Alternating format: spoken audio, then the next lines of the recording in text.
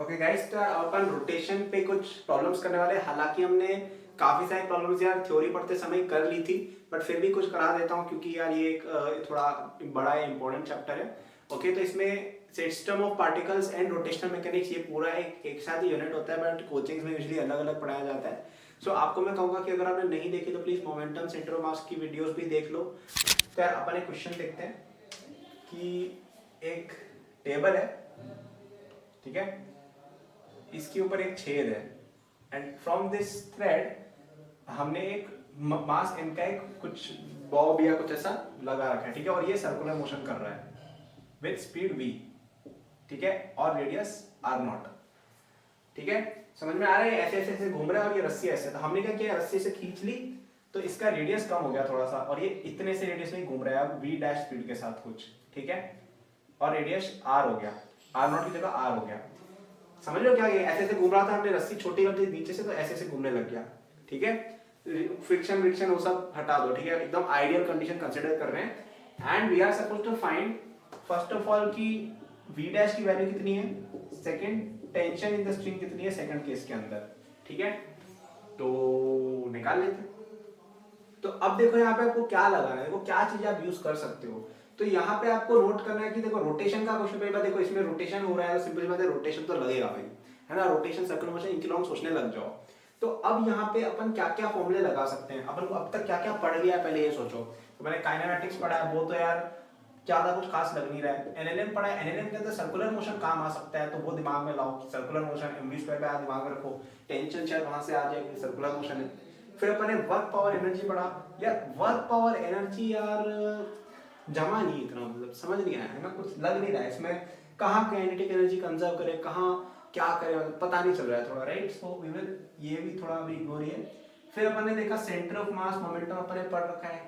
अब यार मोमेंटम तो यार लीनियर मोमेंटम पढ़ा था, लीनियर मोमेंटम तो यहाँ पे है नहीं, सर्कुलर मोशन हो रहा है। फिर अपन रोटेशन पे आपने देखा, रोटेशन में अपन क्या यूज कर सकते हैं, टॉर्क वाला यूज कर सकते हैं, टॉर्क का तो कोई यहाँ पे है नहीं, एक्सेलरेशन हो नहीं रही है तो टॉर्क का सवाल नहीं आएगा।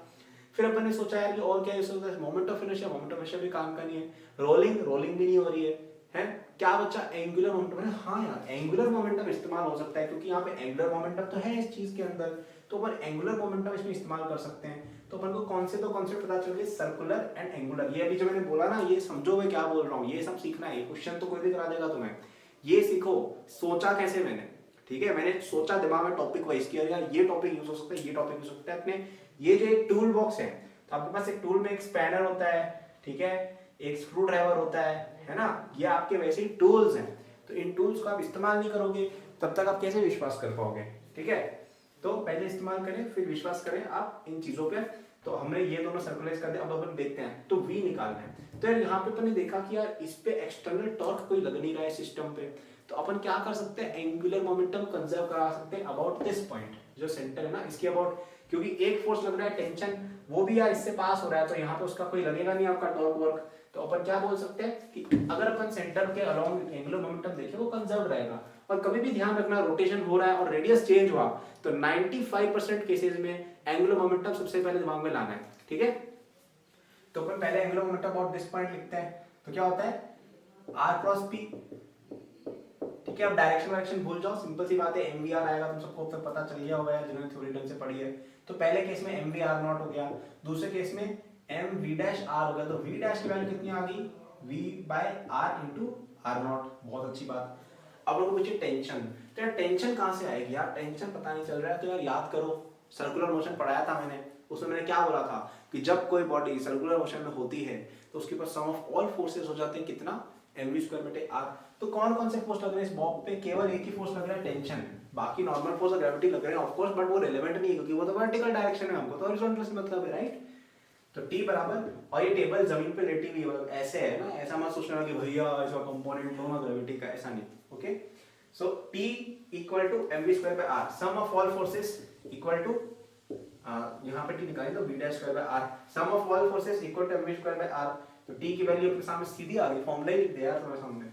तो क्या हो जाएगा answer, mv square r square upon r cube, ठीक है। समझ गए कैसे यूज करना है, एंगुलर मोमेंटम कंजर्वेशन बहुत इंपॉर्टेंट टॉपिक है, समझा करो इन चीजों को, ठीक है। अब मैं एक और क्वेश्चन करा देता हूं ताकि आप लोग समझ जाओ ये कॉन्सेप्ट और अच्छे से। क्योंकि रोटेशन के अंदर देखो टॉर्क वाले क्वेश्चन लोग एक समय बाद करने लग जाते हैं, मोमेंट ऑफ इनर्शिया में कुछ खास है नहीं, moment of inertia centre of mass almost एक ही तरह की चीज है, वो लोग सीख जाते हैं, लेकिन एंगुलर मोमेंटम में सबसे ज्यादा फंसने वाला है। ठीक है, तो एक और क्वेश्चन मैं बताता हूँ आपको।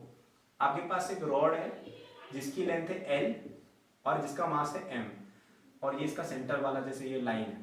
ठीक है, आपने एक बॉल ली मास m की, चलो वो v स्पीड से आ रही है।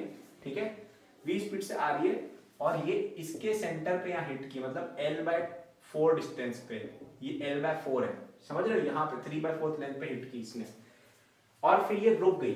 ठीक है, तो ये इसका पहला सिनेरियो था, हाउ इट स्टार्टेड और हाउ इट एंडेड कैसा हो जाएगा इसका, ये रुक गई और ये ऐसे ऑफ कोर्स घूमने लग जाएगी और मूव भी करने लग जाएगी। ठीक है, तो हमको हमेशा ये अज्यूम करना है यार कि आपकी जो भी ऑब्जेक्ट है ना वो रोटेट भी करे ट्रांसलेट भी करे, हमेशा ये अज्यूम करके चलो, ऐसा कुछ अज्यूम लो कि यार ये रोटेट होगी, अगर नहीं हो रही होगी तो वैल्यू 0 आ जाएगी, है ना। तो अपन ने पहले सेंटर ऑफ मास की वेलोसिटी अपन ने लिख दी कितनी, v/cm बराबर v कर दी और ओमेगा इसमें कुछ मान ली। ठीक है, तो अब टूल बॉक्स देखो, टूल बॉक्स सबसे पहले दिमाग में आना चाहिए, क्या टूल्स यूज कर सकते हैं, काइनेमेटिक्स यूज कर सकते हैं, नहीं, एनएलएम यूज कर सकते हैं, फोर्स कहां देखोगे भाई, नहीं कर सकते हैं। वर्क पावर एनर्जी में वर्क एनर्जी थ्योरम वगैरह वो सब चलो ठीक है, लेकिन वर्क कहां से निकालोगे, कौन से फोर्स का वर्क निकालोगे, क्या करोगे, है ना। एनर्जी कंजर्वेशन भी लग नहीं सकती है, क्यों नहीं लग सकती है, क्योंकि यार लॉस ऑफ एनर्जी हुआ है, यहाँ पे बता नहीं रखे कि इलेक्शन इलास्टिक था कि कॉलिजन इलास्टिक था, एक्चुअली आपको कैलकुलेट कर पाओगे कि उसका ई की वैल्यू कितनी थी, है ना, वो मैं बताऊंगा। तो ये inelastic collision, sorry perfectly elastic collision नहीं है ये, सो वहां पे वर्क पावर एनर्जी भी लगा नहीं सकते आप। फिर अपने सामने आता है मोमेंटम, हाँ यार मोमेंटम का सोच सकते हैं अपन, क्यों, क्योंकि इसका एक लीनियर मोमेंटम है, इसका एक लीनियर मोमेंटम है ना, और वो कंजर्व्ड है क्योंकि एक्सटर्नल फोर्स तो कोई लग नहीं रहा है ना, अपन मान रहे हैं कि फ्रिक्शन 0 है, तो मोमेंटम दिमाग में आ गया उसी समय कि यार ये इस्तेमाल कर सकते हैं। फिर आओ कौन सा चैप्टर आया अपना, रोटेशन में क्या टॉर्क वॉर्क कुछ भी नहीं लग रहा है, लीनियर मोमेंटम नहीं, एंगुलर मोमेंटम वापस से काम आएगा। यहाँ पे देखो एंगुलर मोमेंटम है ना इसका, और कोई टॉर्क लग रहा है एक्सटर्नल नहीं, तो अपन यहाँ पे इस्तेमाल कर सकते हैं। तो ये दोनों यूज करने हैं। तो आपको बेसिकली v और ओमेगा की वैल्यू निकालनी है, तो अपन सबसे पहले v निकाल दे कितना होगा। तो अपन देखते हैं कि यार ये अपना पूरा सिस्टम है ना, ये प्लस ये, इसका इनिशियल मोमेंटम कितना है 2mv along this direction, final momentum कितना है, ये तो रुक गया, तो इसका अपन सेंटर ऑफ मास की वेलोसिटी देखते हैं, सेंटर ऑफ मास कितनी है इसकी, और ये आपका m का है, तो ये m इंटू वी। तो यार एक चीज तो तुमको साफ पता चल गई कि v/cm जो है उसकी वैल्यू हो जाएगी आपकी 2v। ठीक है, समझ रहे हो। तो इतना तो चलो यार अपन के पास आ गया कि v of centre of mass की हो जाएगी 2v, है ना। अपन को ओमेगा फाइंड करना था इसका फाइनल आंसर में, तो चलो ये मिल गया। अब अपन ओमेगा कहां से निकाले, अपन इस पॉइंट के अबाउट अगर अपन मोमेंट एंगुलर मोमेंटम कंजर्व करा दे तो कुछ होता है, ये वाला पॉइंट क्योंकि सेंटर ऑफ मास है। ठीक है, मैंने आपको बताया था, थ्योरी जाके वापस देख सकते हो, है ना।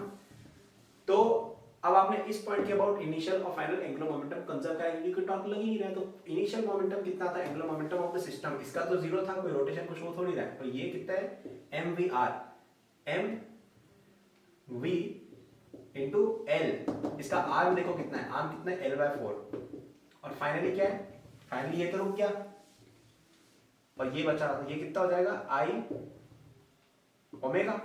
ठीक है, I कितना इसका बताओ,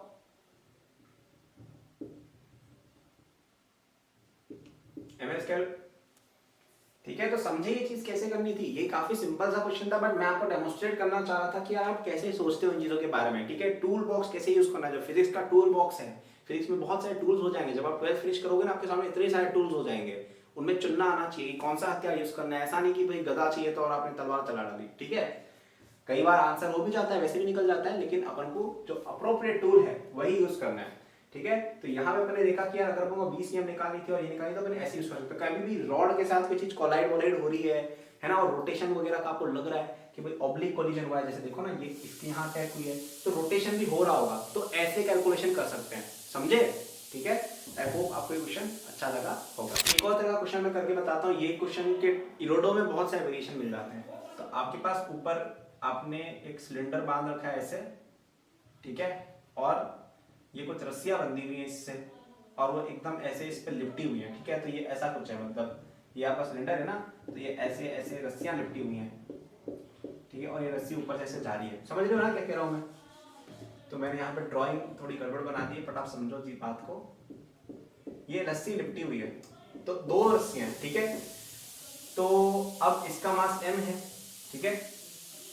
चल अब एक बात बताओ मुझे कि अगर इसका मास m है और ये t आपकी टेंशन है, तो ये नीचे की तरफ आएगा। तो बोला है कि इसका एक्सेलरेशन कितना होगा, इसका एंगुलर एक्सेलरेशन कितना होगा और ये टेंशन इन द स्ट्रिंग कितना होगा, ये पूछा है। तो बेसिकली आपका एनएलएम और इनका क्वेश्चन हो गया। तो अब सिंपल सीधा सपाट सा सोचो, कौन कौन से टूल यूज हो सकते हैं, कौन सा टूल यूज करोगे बताओ। एनएलएम सबसे पहले यूज होगा और दूसरा टॉर्क वाला कॉन्सेप्ट, ठीक है। तो सबसे पहले चलो अपन इसकी एनएलएम वाली इक्वेशन लिख देते हैं, क्योंकि वो तो अपना अंदाता है ही एकदम, वो तो है ही हर बार। तो इस पे ऊपर कौन से फोर्स लग रहे हैं 2t और नीचे एक्सेलरेशन हो रही है a। तो सम ऑफ ऑल फोर्सेस बराबर मास टाइम्स एक्सेलरेशन, ये अपनी पहली इक्वेशन आ गई, क्योंकि ऊपर 2t टेंशन लग रही है। अब लेते हैं टॉर्क। अब मुझे बात बताओ, अगर ये नीचे a एक्सेलरेशन से जा रहा है, ठीक है, और यहाँ पे अपन अज्यूम कर रहे हैं कि आपका ये जो ये सिलेंडर है ना, वो एकदम मतलब टाइट स्ट्रिंग के साथ नीचे जा रहा है, समझ रहे हो, मतलब प्योर रोलिंग हो रही है एक तरह से स्ट्रिंग के ऊपर, ऐसा कुछ अजम्पशन है, ठीक है। तो यहाँ पे आपका टॉर्क कौन लगा रहा है, t लगा रहा है, ठीक है। तो 2t tr plus tr total torque हो गया, ठीक है। और टॉर्क किस डायरेक्शन लग रहा है, ऊपर टेंशन और नीचे ये r। तो आपका क्या हो जाएगा, r क्रॉस f करोगे तो ये r इधर f ऊपर, तो इस तरफ आपकी तरफ ये बेसिकली टॉर्क आएगा, ठीक है। अगर ये इस तरह से पड़ा हुआ है ना, अगर सिलेंडर इनसाइड तो टेंशन इधर लग रही है और रेडियस इधर है, तो क्या हो जाएगा r क्रॉस t आपकी तरफ आ रहा है, तो एक्सेलरेशन एंगुलर एक्सेलरेशन क्या हो जाएगा i अल्फा। तो 2tr इक्वल टू i। अब i कितना होता है सिलेंडर का, याद करो कितना होता है, ये सॉलिड सिलेंडर है तो mr²/2 mr²/2 इनटू अल्फा। कितने वेरिएबल हो गए, t अल्फा a, यार ये तो सॉल्व ही नहीं होगा, 2 इक्वेशन है। तो अब एक और इक्वेशन कहां से आएगी, स्ट्रिंग टाइट है, स्ट्रिंग टाइट है तो क्या होगा, alpha r equal to a, ये याद रखना हमेशा, ठीक है। क्यों होगा ये, क्योंकि देखो आपका अगर ये जो स्ट्रिंग, अगर ये अल्फा रोटेट, समझ रहे हो, मतलब अगर ये थीटा है और ये r है और ये a है, तो अगर ये a एक्सेलरेशन से नीचे जा रहा है और अगर ये अल्फा r से रोटेट भी, और अगर ये, तो ऐसे समझो कि अगर ये dx डिस्टेंस आपका ये नीचे चला गया, आपका ये जो है पुली या जो भी सिलेंडर है, ठीक है, dx डिस्टेंस नीचे चला गया, तो यहाँ पे ये जो है ना, इसको अगर सेम पोजीशन पे रहना है तो हमको ये मेंशन करना होगा कि theta into r equal to dx है। तो इससे अपन को डिफरेंशिएट करोगे तो क्या आ जाएगा, alpha r equal to a आ जाता है इसको करने से, ठीक है। लेकिन यार अब इस वाले लॉजिक के अंदर आपको एक जगह में थोड़ा केयरफुल रहना पड़ेगा। जैसे अगर ऐसा होता कि ये सिलेंडर ऐसा होता और इसमें जो ये जो रस्सी है ना, वो अगर बीच में कहीं लगाई होती, जैसे ऐसा कुछ होता है ना कि इधर तो बड़े पहिए और बीच में छोटा सा एक्सेल है जिसका रेडियस कुछ और है, तो प्रॉब्लम हो जाती। क्यों हो जाती, फिर आपको इस पॉइंट की जो एक्सेलरेशन है ना वो जीरो करनी रहती। तो ये अगर पूरी, अगर ए एक्सेलरेशन से नीचे जा रहा है तो आप समझो कि ये ए एक्सेलरेशन से जैसे नीचे जा रहा है, ये वाला पॉइंट, तो ए एक्सेलरेशन से नीचे जा रहा है because of the entire thing, और यहाँ पे इसका जो एंगुलर एक्सेलरेशन इनटू रेडियस जो है ना, वो ये वाला रेडियस चुना जाएगा। तो अगर अंदर की तरफ से हो रहा है ना आपका रोटेशन, कहीं एक्सेल वजह से हो रहा है, तो एक्सेल का रेडियस मल्टीप्लाई करोगे। अब यहाँ पे फॉर्चुनेटली क्या हो रहा था कि पूरी पूरी सिलेंडर जो है उसके सरफेस से ही हो रही थी, है ना, एंगुलर एक्सेलरेशन, मतलब टॉर्क वहीं पे लग रहा है, तो आप डायरेक्ट वहीं कर सकते हो। तो ये जस्ट एक साइड पॉइंट मुझे बताना था, ये इरोडो में इस तरह का क्वेश्चन आपको मिल जाएगा जो मैंने बताया ना इस तरह की बात, तो हमको सॉल्व करना है। तो अल्फा कितना हो जाएगा, a/r, है ना, तो डाल दें यहाँ पे, t हो जाएगा ma/4 और यहाँ पे डाल दो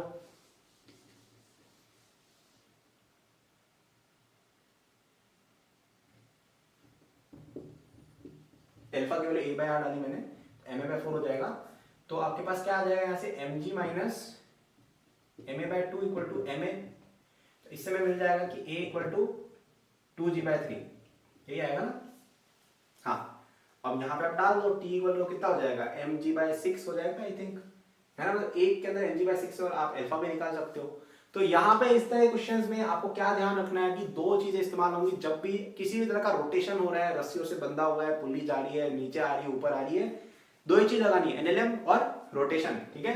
अब कभी कभी क्या करेंगे, आई थिंक इस तरह का क्वेश्चन इरोडो में है कि आपने ये पुली यहाँ पे बांध के ऐसा कुछ कर दिया कि यहाँ पे कोई रोटेशन हो रहा है, और तो अब यहाँ पे क्या करेंगे कि यहाँ पे बांध दिया, अब बताओ इसकी एक्सेलरेशन कितनी है, तो वापस से क्या करेंगे अपन, सिंपल सी बात है यार, यहाँ पे अपन अब जो बाकी कोर्स फोर्सेज है उनको भी कंसीडर कर लेंगे, खत्म बात। नॉर्मल फोर्स बना दो, mg बना दो, कई बार फ्रिक्शन भी लग रहा होता है रोटेशन में, बना दो, सॉल्व कर लो। अब यहाँ पे एक एरोडो में और अच्छा क्वेश्चन है, उसमें क्या कर रखा है कि यहाँ पे एक ऐसा बॉब बांध रखा है और यहाँ पे पूरा बॉडी जो है अलग है, तो यहाँ पे फ्रिक्शन का टॉर्क अलग रेडियस पे लग रहा है और टेंशन का टॉर्क अलग रेडियस पे लग रहा है। तो अगेन करना वही है, फोर्स इंटू आर्म, इसका जो रेडियस है वो अगर स्मॉल आर है तो टी इंटू आर हो जाएगा इसका स्मॉल आर, और इसका अगर कैपिटल आर है तो एफ इंटू कैपिटल आर हो जाएगा। आप उसको करके सॉल्व कर सकते हो। ये क्वेश्चन मैं रिकमेंड करूंगा एरोडो से बिल्कुल सॉल्व करें, सीखने को मिलेगा। ठीक है, तो ओवरऑल मैंने आपको एक पिक्चर दे दी कि कैसे रोटेशन के ये वाले क्वेश्चन सॉल्व किए जाते हैं, है ना।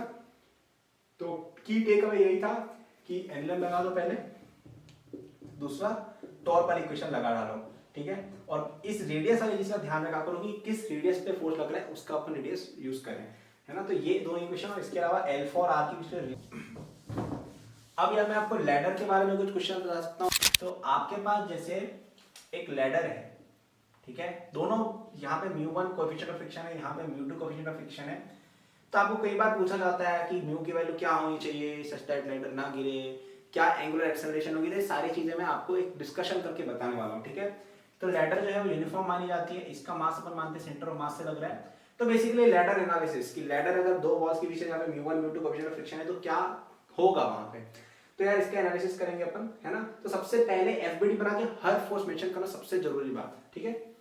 तो ये एक हो गया, एक N1 यहाँ लगेगा और एक N2 यहाँ लगेगा, परपेंडिकुलर लगता है हमेशा नॉर्मल फोर्स। और कोई फोर्स लग रहा है क्या, फ्रिक्शन लग रहा है, बिल्कुल लग रहा है। फ्रिक्शन का अपन सोचते हैं क्या, अब देखो लैडर कभी भी जाएगी ऐसे हवा में जाने लग जाएगी क्या, नहीं, वो नीचे आएगी, तो यानी कि ये नीचे सरकेगा, यानी फ्रिक्शन लगेगा इस पे ऊपर, और ये इधर सरकेगा यानी इस पे लगेगा फ्रिक्शन इधर, ठीक है। तो अब आपको कुछ भी नहीं करना है, इस लैडर के ऊपर सारे के सारे जो फोर्सेस हैं आपके, ठीक है, उनका आपको टॉर्क जो है वो आपको निकाल लेना इस तरह से, ठीक है। हाँ, अब जैसे इसमें पूछा कि आपकी ये स्लाइड नहीं होनी चाहिए, ऐसा कोई कंडीशन है तो आप लिख डालो उसके लिए कि तो एक्सेलरेशन ऑफ सेंटर मास 0 होनी चाहिए, यानी कि नेट फोर्सेस जो है वो 0 कर दो।